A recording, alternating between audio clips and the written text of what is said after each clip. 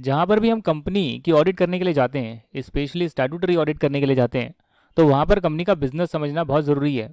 और बिजनेस का सबसे इंपॉर्टेंट पार्ट होता है सेल्स, यानी कि टर्नओवर या रेवेन्यू। अगर कोई कंपनी सर्विस प्रोवाइड कर रही है तो उस केस में उसका सर्विस कौन कौन सी वो प्रोवाइड करती है वो देखना जरूरी होगा।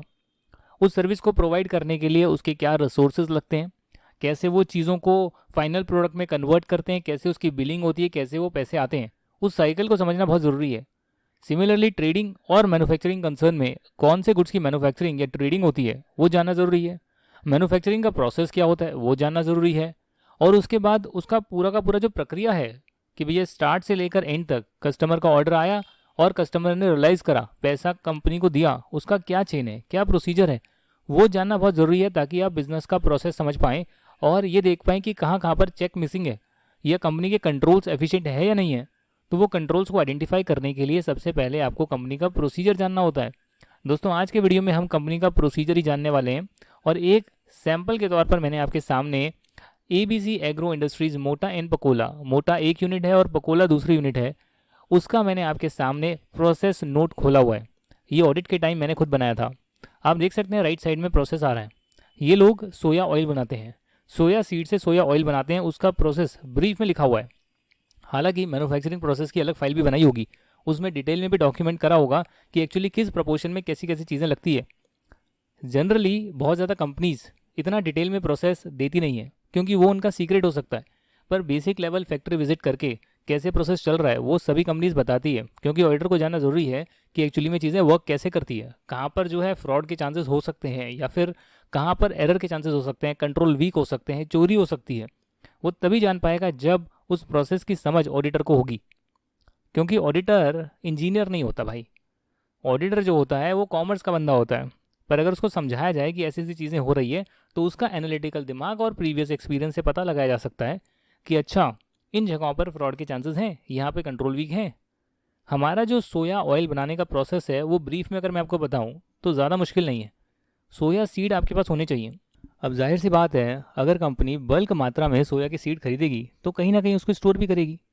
तो कंपनी जो है उसको बल्क में स्टोर करती है, उसे रॉ मटेरियल बोलते हैं। इस सोया सीड से सोया डी ऑयल्ड केक यानी सोया DOC बनते हैं, शॉर्ट में लिखा हुआ है DOC। ये डी ऑयल्ड केक जो है इंसानों के खाने के लिए नहीं होते, जनरली एक्सपोर्ट होते हैं, जानवर खाते हैं और इंडिया के बाहर USA में इसको एक्सपोर्ट कर दिया जाता है। दूसरा जो बनता है वो है क्रूड ऑयल।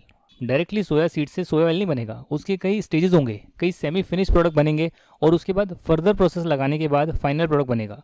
कुछ बाय प्रोडक्ट्स निकलेंगे, कुछ स्क्रैप निकलेगा, कॉम्प्लेक्स प्रोसेस होगा। पर जाकर समझोगे इंडस्ट्री में जाके तो बहुत ज़्यादा नॉलेज मिलेगी कि एक्चुअली में मैन्युफैक्चरिंग हो कैसे रही है। तो क्रूड ऑयल या डीगम्ड ऑयल जिसे हम बोलते हैं वो निकलता है। और कई बार क्या होता है, सोया ऑयल की प्राइस अगर कम है तो कंपनी जो है क्रूड ऑयल या डीगम्ड ऑयल को आगे बेच देती है, क्योंकि उनको अच्छा दाम मिल रहा होता है। तो फर्दर प्रोसेसिंग क्यों करनी है। कई बार ऐसा भी होता है कि आपने सीड्स वगैरह खरीद कर रखे और अचानक सीड्स की प्राइस ज़्यादा बढ़ गई बट ऑयल की नहीं बढ़ी, तो उस केस में कंपनी सीड्स को भी डायरेक्टली ट्रेड कर सकती है कि परचेज करा और सेल कर दिया। इससे क्या होता है, कंपनी को फर्दर प्रोसेस लगाना नहीं पड़ता, कॉस्ट इनकर नहीं करनी पड़ती और प्रॉफिट बुक हो जाता है। अब यहाँ पर बात करेंगे क्रूड ऑयल। क्रूड ऑयल के बाद जो है कुछ बाय प्रोडक्ट्स निकलते हैं और उसके बाद जो है सोया ऑयल निकलता है, पर इसका एक कॉम्प्लेक्स प्रोसेस होता है। रिफाइन करने के लिए हेक्सेन का यूज़ किया जाता है और हेक्सेन को रीजनरेट करने के लिए भी अलग अलग टैंकर्स बने होते हैं। बहुत सारा जो हेक्सेन यानी कि केमिकल इंसर्ट करा गया, उससे जो है सेपरेट करने में आसानी रहती है। जहाँ पर आप सेपरेट करते हैं सोया गम्स को, उसमें वाटर भी लगता है, हेक्सेन भी लगती है, और हेक्सेन लगने के बाद जब ढेर सारी लगती है तो उसमें से जितनी हेक्सेन को आप रीयूज़ कर सकते हैं वो वापस से घूमकर टैंकर में आ जाती है। सोया जो है वो बाय प्रोडक्ट के साथ सोया ऑयल रिफाइंड तैयार हो जाता है। इस रिफाइंड ऑयल को कंपनी अलग स्टेज में, अलग जाइलोज में स्टोर करती है। जाइलोज बहुत बड़े टैंकर्स होते हैं, नीचे से ऊपर तक काफ़ी मेट्रिक टन स्टोर होता है ऑयल। काफ़ी लीटर नहीं, 1000 लीटर नहीं, उससे भी ज़्यादा वो कंपनी की कैपेसिटी भी होती है, कितना प्रोड्यूस कर सकते हैं, कितना स्टोर कर सकते हैं। कंपनी के पास चॉइस होती है कि बेस प्रोडक्ट को कन्वर्ट करना है, बाय प्रोडक्ट को कन्वर्ट करना है, या फिर उसको डायरेक्टली मार्केट में बेच देना है, या उसको स्क्रैप करना है, या फिर उसको डायरेक्टली मार्केट में बेच देना है। अगर उसके कोई और यूजेस भी हैं, उसकी अच्छी प्राइस मिल रही है। अगर हम यहाँ बात करें सेल्स प्रोसेस के बारे में, तो वो आप तभी समझ सकते हैं जब आपको कंपनी का मैन्युफैक्चरिंग प्रोसेस पता है, जो मैंने ब्रीफ में आपको समझाया। हालांकि ये मैन्युफैक्चरिंग प्रोसेस की क्लास नहीं चल रही है, बट आइडिया देना ज़रूरी था। ये जो वर्क पेपर है ये प्रैक्टिकल ऑडिट का वर्क पेपर है, यानी कि जिसने भी ऑडिट किया होगा, जो कि मैंने किया था, या और भी कोई करेगा फ्यूचर में, तो वो इस वर्क पेपर को अपडेट ज़रूर करेगा। प्रोसेस में कोई चेंज हुआ, कोई नया प्रोडक्ट ऐड हुआ, हर प्रोडक्ट का प्रोसेस नोट क्या है, कैसे बनता है, उसका ब्रीफ प्रोसेस क्या होता है, कितना रॉ मटेरियल लगता है, उसका कितना आउटपुट निकलता है, तो इनपुट आउटपुट रेशो क्या है, ताकि आपको पता लगे भैया अच्छा 4 रॉ मटेरियल से 1 आउटपुट निकल रहा है। अलग अलग टाइप के डालते हैं, 4 किलो डालते हैं तो 1 किलो का आउटपुट निकलता है, बाकी रिफाइन हो जाता है, बीच में हट जाता है। वो चीज़ें जाननी बहुत ज़रूरी है। सेल्स की बात करेंगे तो सेल्स के बारे में आप जान सकते हैं, प्रोसेस को लिख सकते हैं, और ये कंपनी से बात कर आपको पता लगेगा। जब कंपनी के बंदे के साथ बैठेंगे और उससे पूछेंगे सर प्रोसेस नोट बनाना है कि क्या प्रोसीजर होता है, पूरा का पूरा जानना है ऑडिट पर्पज़ के लिए, क्योंकि हमें उसका वॉक थ्रू करना है, हमें उसको फिर चेक करना होगा। तो फिर जो है वो आपको बताएंगे कि हमारा जो है कमर्शियल डिपार्टमेंट है, और वो कमर्शियल डिपार्टमेंट कॉन्ट्रैक्ट रिसीव करता है बायर से कि हमें इतने लीटर्स, 1000 लीटर, 2000 लीटर, 10,000 लीटर, कम से कम इतनी तो क्वांटिटी आती है, 10,000 लीटर, इससे कम तो नहीं आती, हमें सप्लाई करो, रिफाइंड ऑयल सप्लाई करो। तो उन्हें हम दे देते हैं। DOC सप्लाई करो, डी ऑयल केक सप्लाई करो, हम उन्हें दे देते हैं, पर पहले उनका ऑर्डर आता है। उस कॉन्ट्रैक्ट को हम सिस्टम में एंटर करते हैं। अब ज़रूरी नहीं कि ये कॉन्ट्रैक्ट एग्जीक्यूट हो सकता है ये कॉन्ट्रैक्ट एग्जीक्यूट ना हो। मान लेते हैं कि आपने 100 रुपये का सेल प्राइस तय किया था और बाद में जो है प्राइस 90 हो गया, यानी कि सामने वाले व्यक्ति ने कैंसिल कर दिया ऑर्डर। अब आप किसी को बेचेंगे तो 90 में ही बेच पाएंगे, 100 में नहीं बेच सकते, प्राइस गिर गया। तो जो भी कॉन्ट्रैक्ट आपने एक्सेप्ट करा था, आपकी तरफ से कन्फर्मेशन भी गई थी, जो सामने वाली पार्टी ने भी एक्सेप्ट करी होगी कि भैया मैं इतना सप्लाई लूँगा, और अगर उसमें कंडीशन डाली हुई थी, और अगर आपने कैंसिल करा तो प्राइस का फ्लक्चुएशन आपको देना पड़ेगा। जैसे कि 10 रुपये का लॉस मुझे हो रहा है, तो मैंने पहले ही कंडीशन डाल दी थी, अगर मुझे लॉस होगा आपके कॉन्ट्रैक्ट कैंसिल करने से तो 10 रुपये मल्टीप्लाई हुए, अगर मैंने 10,000 का ऑर्डर दिया था तो मैं कहूँगा भाई मत लो, भाई आप पूरा मत लो, मुझे आप सिर्फ मेरे लॉस की भरपाई कर दो, 1 लाख रुपये दे दो, मैं ये कॉन्ट्रैक्ट कैंसिल कर दूंगा। तो ये चीज़ें होती है, और जनरली आप जब कंपनी से बात करते हैं तो ये चीज़ें आपको पता लगती है। कॉन्ट्रैक्ट में जो है प्लस माइनस हो सकता है, 5% या कोई परसेंटेज ऊपर नीचे हो सकती है।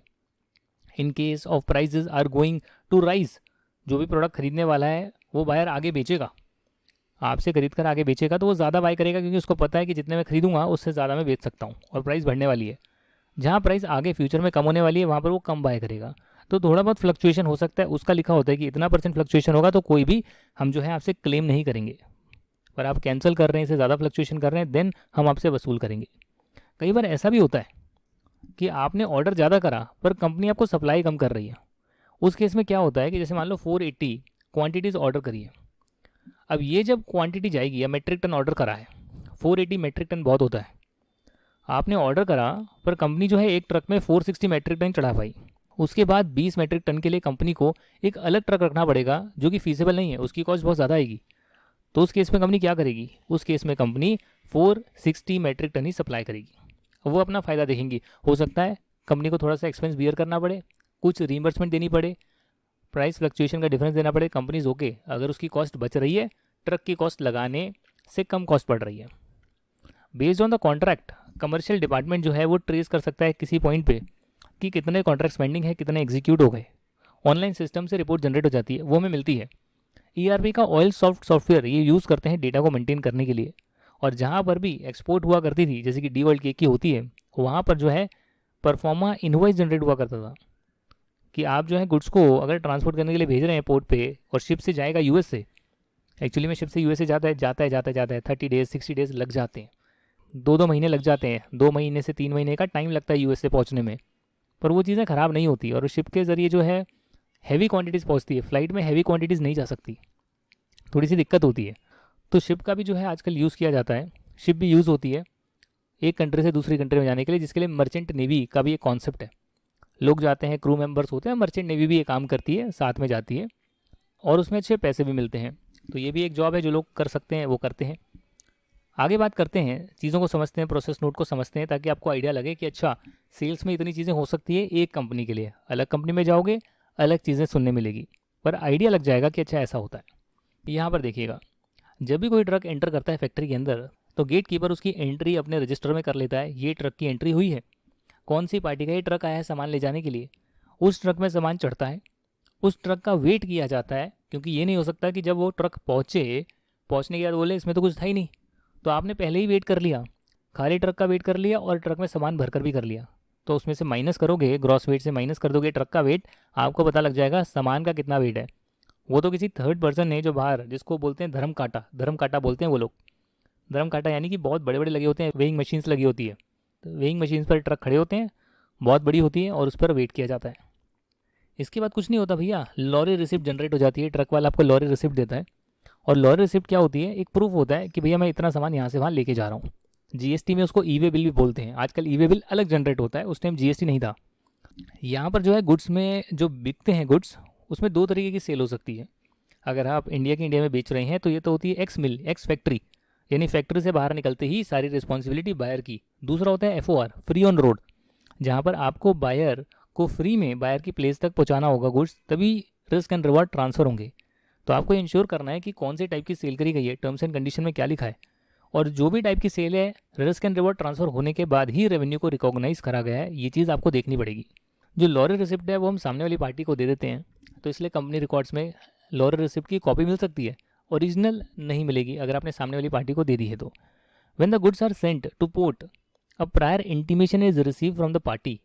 होता क्या है कि अगर पार्टी का शिप आ रहा है, हमारी शिप का कॉस्ट नहीं लग रहा है, सामने वाली पार्टी का लग रहा है, उस केस में वो हमें इंटीमेट करते हैं कि ये वाला शिप में आपको सामान चढ़ाना है। उसके बेसिस पर हम यहाँ पे डिस्पैच करते हैं, और डिस्पैच करने के बाद डिस्पैच का डॉक्यूमेंट जनरेट होता है। फिर जब पोर्ट पे जाएंगे तो वहाँ पर कस्टम अथॉरिटीज़ होंगी, शिपमेंट बिल जनरेट होगा, और साथ में वहाँ पर जो है सप्लाई करी जाएगी, यानी गुड्स को लोड करा जाएगा और लोड करने के बाद पहुँचाया जाएगा। कई बार ऐसा भी होता है कि गुड्स को लोड करने में टाइम लग रहा है। ऐसा क्यों है सर? भाई अगर मिस मैनेजमेंट है तो लोड देरी से होगा। मैं आपको एक बात बता दूं कि जो पोर्ट होता है वो आपका अकेले का नहीं होता, उसमें बहुत सारे कारोबारी जो हैं उनका सामान जाता है। तो अगर आप समय ज़्यादा लगाएंगे तो आपको पेनल्टी देनी पड़ सकती है, जिसको डेमोरेज चार्जेस बोलते हैं। डेमोरेज चार्जेस बोलते हैं, यहाँ पे लिख भी रखा है, अगर आप यहाँ देखेंगे डेमोरेज चार्जेस, स्पेलिंग थोड़ी गलत है, डेमोरेज होता है। ये चार्जेस देने पड़ते हैं अगर आप ड्ढीला काम करते हैं। और कई बार ऐसा भी होता है कि रात को आपको शिपमेंट चढ़ानी है, तो कस्टम ऑफिसर बोलेगा, उस टाइम वो इंस्पेक्ट कर रहा होता है, क्योंकि आप बिना ड्यूटी दिए कोई सामान को नहीं चढ़ा सकते, तो कस्टम अथॉरिटीज़ भी बहुत सतर्क होती है। स्मगल नहीं कर सकते बिना ड्यूटी दिए या बिना रिकॉर्ड्स के, आप कुछ गलत चीज़ें नहीं भेज सकते, तो पूरा वहाँ पे कंट्रोल होता है। ये कस्टम ड्यूटी में आप पढ़ेंगे सारी चीज़ें। तो वहाँ पर अगर ऑफिसर की ड्यूटी 8 बजे ख़त्म हो रही है और आप कह रहे हैं भाई मुझे तो आज ही सामान बेचना है, मुझे तो आज ही सामान भेजना है, तो अपने ऑफिसर को बोलो कि 8 बजे के बाद ओवर टाइम कर ले या किसी और ऑफिसर को लगा दो। तो डिपार्टमेंट कहता है लगा देंगे, एक्स्ट्रा चार्जेस देने पड़ेंगे। तो ऐसा भी होता है कि उसके एक्स्ट्रा चार्जेस आपको देने पड़े, और इसके बेसिस पर आपको बिल ऑफ लीडिंग जनरेट हो जाता है। हर बिल की, हर रिसिप्ट की कई कॉपीज़ बन सकती है, ये कॉपी आप करके रख सकते हैं, तो कंपनी के रिकॉर्ड में भी सारी चीज़ें मिलेगी, भले उसकी ओरिजिनल कॉपी किसी और के पास हो, बायर के पास हो। जितने भी बिल ऑफ लीडिंग जनरेट हो जाती है, पर बिल ऑफ लीडिंग में ऑर्डर वाइज नहीं होता। जितने भी छोटे छोटे ऑर्डर आपके आए हैं वो एक शिप में चढ़ रहे हैं, उस सब का एक बिल ऑफ लीडिंग पूरे दिन का जनरेट होता है। तो उससे भी आप क्वांटिटी वेरीफाई कर सकते हैं, अच्छा इतने सारे ऑर्डर्स का इस बिल ऑफ लीडिंग के थ्रू गया है। Bill of leading is kind of कि एक शिप जा रही है, उसका एक बिल ऑफ लीडिंग बन रहा है, उसमें क्या क्या सामान है वो सब उसमें लिखा हुआ है। तो जो शिपिंग बिल है, कस्टम डॉक्यूमेंट है, वो कस्टम अथॉरिटी जनरेट कर दे देती है, जिसके बेसिस पर आप ड्यूटी ड्रॉबैक कैलकुलेट करते हैं। अब कई लोग पूछेंगे ड्यूटी ड्रॉबैक क्या होता है? जब भी आप एक्सपोर्ट करते हैं तो बाहर से पैसा फॉरेन करेंसी में आएगा, डॉलर्स में आएगा, जिसको रुपये में कन्वर्ट कर आप लेंगे। तो जब डॉलर रिसीव होते हैं तो इंडिया के जो है फॉरेन रिजर्व्स बढ़ते हैं, और डॉलर के रिजर्व्स बढ़ते हैं, और गवर्नमेंट चाहती है कि आप एक्सपोर्ट करें, इसलिए एक्सपोर्ट पर कोई भी टैक्स नहीं लगता। हाँ, ऐसा आइटम करेंगे, कुछ आइटम्स रखे हुए हैं, या जो सामान अलाउड नहीं है, कह सकते हो इलीगल चीज़ें हैं, वो सब चीज़ें नहीं बेच सकते, बट अदरवाइज एक्सपोर्ट आप कर सकते हो। तो एक्सपोर्ट करोगे तो गवर्नमेंट कहती है जितना भी आपने सामान बनाया और टैक्स वगैरह दिए, अब क्योंकि आपने एक्सपोर्ट कर दिया तो उसका हम आपको ड्रॉबैक देंगे, यानी उसको आप वापस ले सकते हैं, रिटर्न भर के एक्साइज वगैरह जो भी एक्स्ट्रा पे कराएं, और करेंट सिनेरियो में जीएसटी पे कराएं, तो वो सब चीज़ें आप वापस ले सकते हैं। जब ये सारी चीज़ें हो गई, सेल हो गई, तो कंपनी ने एक इनवॉइस जनरेट कर दिया, जिसको कमर्शियल इनवॉइस बोलते हैं। वो इनवॉइस आपको रिकॉर्ड्स में मिलेगा, एक सामने वाली पार्टी को भेज देंगे, एक खुद रखेंगे, और एक बंदा जो शिप में लेकर जा रहा होगा उसको भी दे देंगे। इसके बाद जो है एचओ कमर्शियल इनवॉइस जनरेट करता है, जो अपने रिकॉर्ड्स के लिए करता है। ये कमर्शियल इनवॉइस जो है हेड ऑफिस ने जो जनरेट करा वो प्लांट में जाता है, और वैट इनवॉइस कमर्शियल डिपार्टमेंट जो उस पर्टिकुलर प्लांट का है वो जनरेट करता है। कमर्शियल मैनेजर उसको अप्रूव करता है और उसको बोलते हैं वैट इनवॉइस। आज के टाइम में होगा जीएसटी इनवॉइस। यानी इतना प्रक्रिया हुई, सेल्स एग्जीक्यूट हो गई, फिर इनवॉइस जनरेट हुआ। Although export sales are recorded later on after the receipt of commercial invoice, but we have ensured that sales of current period are recorded properly। जैसे कि मैंने बताया कि जब एक्चुअली में एक्सपोर्ट हो गया तो फिर अपने रिकॉर्ड्स के लिए उन्होंने इनवॉइस जनरेट कर लिया। अगर पहले इन्वॉइस जनरेट करेंगे, इन्वॉइस का नंबर आ जाएगा सिस्टम में। कई बार हुआ ऐसा कि भैया एक्सपोर्ट नहीं हो पाया कुछ कारण से, ऑर्डर कैंसिल हो गए, फिर उसे वापस ला रहे हैं, कॉम्प्लेक्स अकाउंटिंग हो जाएगी। तो इसलिए इंश्योर करते हैं सभी डॉक्यूमेंट्स बने और एक्सपोर्ट होने के बाद वो फाइनल इन्वॉइस जनरेट हो, ताकि वो रिकॉर्ड में है कि ये सेल हमारी हुई है। For local sales VAT invoice directly generate हो सकता है, उसमें कमर्शियल इन्वॉइस की ज़रूरत नहीं होती है। जैसे अभी के टाइम में जीएसटी इन्वॉइस जनरेट हो सकता है। एक्सपोर्ट करते हैं तो उस केस में कमर्शियल इन्वॉइस जनरेट होता है, उसके बेस पर वैट इन्वॉइस भी जनरेट होता है। ये कंपनी के प्रोसीजर हैं, लॉ में नहीं लिखा हुआ। कंपनी चाहे तो एक इन्वॉइस जनरेट करें, दैट्स इट। जो लॉ के प्रोसीजर है उसको फॉलो करेंगे तो अलग भी सिस्टम हो सकता है। कंपनी चाहे तो ज़्यादा कर सकती है, कम नहीं कर सकती। एक्साइज रिटर्न में जो है जनरली बाय प्रोडक्ट को शो करते हैं, क्योंकि कंपनी जो एक्सपोर्ट करती है वो एक्सपोर्ट पर कोई भी ड्यूटी नहीं लगती है। सिमिलरली अगर आप देखेंगे तो इसमें हमने और चीज़ें जानी कि सर ये आपका ट्रक जा रहा है, तो ट्रक में आप डी ऑइल्ड केक और सोया ऑयल को साथ में क्यों नहीं भेज रहे? वो कह रहे हैं इससे हमारे डी ऑइल्ड केक ख़राब हो जाएंगे अगर उनमें तेल लग गया। इसके लिए हम डी ऑइल्ड केक को डैमेज होने से बचाने के लिए अलग ट्रक में भेजते हैं, सोया ऑयल को अलग भेजते हैं। कंपनी का काम क्या है? सोया ऑयल बनाना है। तो ऐसे क्या हो रहा है, कंपनी के बारे में आप कितनी चीज़ें जान रहे हैं। जो स्क्रैप निकल रहा है, सर स्क्रैप का क्या करते हैं? सर हम कोटेशन इन्वाइट करते हैं, जब कोटेशन आती है जिसकी ज़्यादा होती है उसको हम सारा सामान भेजते हैं। अगर कॉन्ट्रैक्ट कैंसिल होता है तो डिफरेंशियल अमाउंट हम कलेक्ट करते हैं। अगर हमें नुकसान हो रहा है तो उसे हम पार्टी से वसूल करेंगे। आपको बेच रहे थे, अब नहीं बेच रहे तो किसी और को बेचना पड़ेगा, तो उसमें हमें नुकसान होएगा क्योंकि प्राइस डाउन हो गए हैं। तो उसे बोलते हैं सौदा सेटलमेंट। उस सौदा सेटलमेंट का अलग से एक इन्वॉइस जनरेट होता है। इन्वॉइस या कह सकते हो उसको सौदा सेटलमेंट जनरेट होता है। आप देख सकते हो जो इन्वॉइसेस चढ़े, जो ऑर्डर चढ़े, अभी मैंने बताया था ना सिस्टम में चढ़े, तो जो कैंसिल हो गया उसका सौदा सेटलमेंट दे दो सर, तो वहाँ से भी आप चेक कर सकते हो। साथ में कंपनी ये भी इंश्योर करती है कि हम ऑयल बना रहे हैं तो उसका फ़ायदा होना चाहिए। अगर फ़ायदा नहीं, नुकसान हो रहा है ऑयल बनाने से, तो सीड को ही मार्केट में बेच देंगे अगर उसको बेच के ज़्यादा फ़ायदा मिल रहा है। तो ये कंपनी का प्रोसीजर था, मैंने आपको पहले ही बताया, चार्ट समझाया, क्या क्या चीज़ें हुई वो भी सिखाया, और सेल्स का प्रोसीजर क्या था वो शायद मैं आपको इससे पिछले वीडियो में सिखा चुका हूँ कि हमने कैसे कैसे सेल्स को चेक करा। नेक्स्ट वीडियो में मैं आपको सेल्स का रजिस्टर दिखाऊंगा कि रजिस्टर में कैसी कैसी एंट्रीज आती है और उससे हम कैसे एक्सेल को यूज़ करके उसमें जो है अपनी पिवट टेबल लगा सकते हैं या डिटेल्स बना सकते हैं, मंथ वाइज डिटेल बना सकते हैं, रिटर्न से मैच कर सकते हैं, चलान से देख सकते हैं प्रॉपरली जो रिटर्न में टैक्स पे हुआ है वो चलान से मैच करता है नहीं करता, सब रिकनसाइल कर सकते हैं कि सारे रिकॉर्ड सही हैं, और फिर सैम्पलिंग कर कर उसकी वॉक थ्रू टीओडी टीओसी कर सकते हैं। जैसे अगर इस प्रोसीजर का भी वॉक थ्रू करना है तो आप बोलेंगे कि एक पर्टिकुलर ऑर्डर मुझे बताइए, वो कहेंगे सर ये ऑर्डर मेरे सामने है, ये ऑर्डर आप ले लीजिए। मैंने कहा अच्छा, ऑर्डर मुझे मिल गया। अब ये बताइए कि ऑर्डर जो बना, ये ऑर्डर आने के बाद कौन से बैच के यूनिट में हमने सप्लाई करा। मतलब इस जो ऑर्डर जो आया है उसमें जो भी सप्लाई हुई है उसका कुछ बैच होगा ना, कि सामान बनकर तैयार हुआ, वो पैकिंग हुई और पैकिंग होने के बाद हमने सप्लाई करा। तो कौन सा बैच था? अच्छा ये बैच था। सर ये बैच की मैन्युफैक्चरिंग तो हो चुकी होगी क्योंकि ये चीज़ आप बेच चुके हो, हम तो बाद में ऑडिट करने जा रहे हैं। तो एक काम करो, किसी अल्टरनेट बैच की जो प्रोसेसिंग हो रही है वो हमें दिखा दो कि कैसे हो रही है। तो वो दिखाएंगे अच्छा देखो ऐसा रॉ मटेरियल आया, ये रॉ मटेरियल आने के बाद ऐसे यहाँ पे प्रोसेसिंग हुई, ऐसे बैच बना, ऐसे पैकिंग हुई, ये तैयार हो गया और चले गया। सिमिलरली इसके लिए भी हुआ था, तो हमने एक डॉक्यूमेंट कर लिया। सर ये गया तो इसका फिर शिपिंग बिल आया था, कहते आया था, वो दिखाओ। कमर्शियल इन्वॉइस जनरेट हुआ था, सौदा सेटलमेंट तो नहीं हुआ, नहीं हुआ। सर ट्रक की जो है लॉरी रिसिप्ट एक कॉपी आपने रखी हुई है, गेट में एंट्री हुई थी, हमने वो सारा प्रोसीजर चेक कर लिया। सर एक्सपोर्ट हुआ था तो इसका क्या रिबेट आपका गया है रिटर्न में, और ड्यूटी ड्रॉबैक आ रहा है, हमने चेक कर लिया, पूरी चेन चेक कर ली। तो जितनी चीज़ें चेक करी हमें पता लग गया हाँ कंपनी ऐसे काम कर रही है। उसके बेसिस पे हमने देखा कहाँ कहाँ कंट्रोल होने चाहिए, उसकी टीओसी शीट बना ली, टेस्ट ऑफ कंट्रोल, और उसमें हमने कुछ चीज़ें और चेक कर ली। वो करने के बाद हमने कुछ डिटेल टेस्टिंग कर ली, जितनी आप चीज़ें ज़्यादा चेक कर सकते हैं, 20-30% 40% सैंपल कवर कर सकते हैं। एनालिटिकल रिव्यू कर सकते हैं अगर वो भी ऑडिट प्रोसीजर लग रहा है। जनरली जो है सारी चीज़ें करने की कोशिश करी जाती है, जितनी चीज़ें करोगे उतना कंफर्ट डेवलप होगा कि एनालिटिकल रिव्यू से भी एक बात बन रही है, अच्छा ठीक है समझ में आ रही है चीज़ें। सैम्पलिंग करी, वॉक थ्रू करा, टीओसी करे, कंट्रोल टेस्ट करा, वो भी ठीक लग रहे हैं, उसमें भी गड़बड़ी नहीं निकल रही। टीओडी करा, टेस्ट ऑफ डिटेल करा, उसमें भी सारी चीज़ें मैच कर रही है, तो कंफर्ट डेवलप हो रहा है, हाँ ठीक है काम सही चल रहा होगा। और साथ में आपने प्लांट विजिट करा, और प्लांट विजिट कर देखा ये चल रहा है, प्लांट एक्चुअल एक्टिविटीज़ हो रही है, लोगों से बातचीत करी, उनके इंटरव्यूज़ लिए बातचीत करके, यूट्यूब वाले नहीं, बातचीत करके। तो आपको ओवरऑल कंपनी में कंफर्ट डेवलप हो रहा है कि हाँ ये कंपनी ऐसे फंक्शन कर रही है, इसकी एक्चुअली में इतनी सेल्स होती है, ये प्रोसीजर है, ये डॉक्यूमेंट है, सब चीज़ें आपको पता लग रही है। तो ऐसा करना होता है। अब नेक्स्ट वीडियो में हम लोग इसका सेल्स का रजिस्टर कैसे बनता है, रीको कैसे बनती है, रिकन्सिलिएशन कैसे होती है, वो चीज़ें जानेंगे। और उसके बाद के जो सेशन होंगे उसमें मैं सेल्स पर ही थोड़ा समय लगाऊंगा, ताकि बाद में परचेज पर, एक्सपेंस पर मुझे समय लगाना ना पड़े। क्योंकि एक चीज़ हमने डिटेल में कर ली, उसको समझ लिया, तो वही चीज़ें, वही एप्लीकेशन हम दूसरी चीज़ों की चेकिंग में लगा सकते हैं। आप देख सकते हैं ये वीडियो कितना बड़ा हो गया, आधे घंटे का वीडियो 20 मिनट का वीडियो बन रहा है। तो 20 मिनट्स में सिर्फ आपने सिर्फ प्रोसीजर को ब्रीफ में समझा है। अगर इसको भी और डिटेल में समझने की कोशिश करेंगे तो 3 घंटे भी लग सकता है।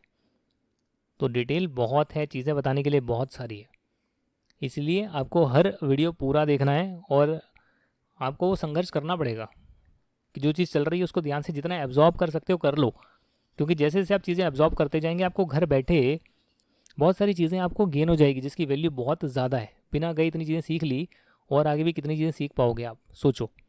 प्रैक्टिकली वर्क पेपर दिखाया, कंपनी में ऐसा बना होगा ना, जाकर किसी ने बनाया होगा ना, मैंने ही बनाया था ना, तो वो चीज़ मैंने आपको दिखा दी। और एक्सेल में बनाया है तो कोई सॉफ्टवेयर भी नहीं है, आप भी बना सकते हो।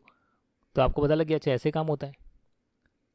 नेक्स्ट वीडियो में बात करते हैं फिर, और आने वाले कुछ सेशन 3 4 5 सेशन सेल्स के बारे में पूरा डिस्कशन चलेगा। और सेल्स की कंफर्ट लेने के बाद 2 या 3 सेशन में ही हम परचेजेस कवर कर लेंगे, फिर 2-3 सेशन में हम एक्सपेंस को कवर कर लेंगे।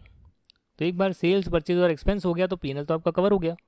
फिर आपका आएगा एसेट साइड। एसेट साइड में आपका फिक्स्ड एसेट हो गया, डेप्रिसिएशन की कैलकुलेशन उसके साथ चेक हो गई, डेटर क्रेडिटर के वर्किंग पेपर हो गए, कैश एंड बैंक चेकिंग हो गई। ये सब चीज़ें हम देखेंगे तो एक तरह से आपको पूरा ऑडिट का वर्क पेपर के साथ प्रोसीजर पता लगने लगेगा। और यही इसका पर्पस है कि जिन्होंने बिग 4 में या टॉप फर्म्स में ऑडिट नहीं सीखा है या प्राइवेट लिमिटेड कंपनी का ऑडिट करा भी नहीं है, वो कम से कम ये देखकर चीज़ें समझ सकते हैं कि ऐसे कुछ हुआ होगा, है ना, ताकि आप जाएं और कभी भी स्टार्ट ऑडिट में किसी कंपनी को ज्वाइन करें बड़ी कंपनी में, तो आपको पहले असाइनमेंट पर उतनी दिक्कत ना आए कि आप ब्लैंक होकर चले गए।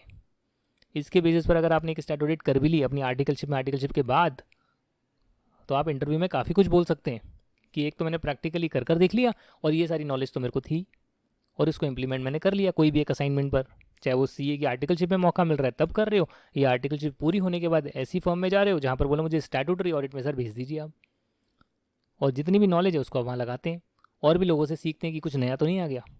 तो कंबाइन कर आपको कम समय में, यानी कि 6 महीने से भी कम में, मे भी अगर आप 3 या 4 महीने एक असाइनमेंट पर दे देते हैं स्टार्ट ऑडिट में, 1 या 2 कंपनीज़ का कर लेते हैं और ये सब आपने कर रखा है, तो आपको वो 3 साल मेहनत की जर्नी जो है वो 3-4 महीने में ही कवर हो जाएगी। और ये आप सीए बनने के बाद भी कर सकते हैं अगर ऑडिट का एक्सपीरियंस नहीं है, या आर्टिकलशिप पूरी होने के बाद भी कर सकते हैं, या उससे पहले भी कर सकते हैं, डिपेंडिंग ऑन सबके अलग अलग सर्कमस्टांसेस होते हैं। Thank you very much. अपने दोस्तों के साथ ज़रूर शेयर करिएगा ऑडिट के कोर्स को, एंड्रॉयड एप्लीकेशन को, और फ्री वीडियोज़ में जो अमेंडमेंट्स आई है या जो मेरा एक्सेल का कोर्स है जिसमें मैंने बैलेंस शीट बनाना भी सिखाया हुआ है, वो सब चीज़ें आप ले सकते हैं, क्योंकि वो स्किल्स आनी बहुत ज़रूरी है। अदरवाइज बोलेंगे कलरिंग कैसे करिए, डायग्राम कैसे बनाया, और आने वाले सेशन में जो पिवट टेबल, रिको, वो सब चीज़ें बनी है वो कैसे बनाई, तो वो सब मैंने एक्सेल के कोर्स में सिखाया है और उसके सारी की सारी शीटें भी शेयर करी है ताकि आप घर बैठकर वो सारी चीज़ें उन एक्सेल फाइल पर प्रैक्टिस कर सकें। Thank you very much. Stay tuned. जय हिंद एंड बाय बाय।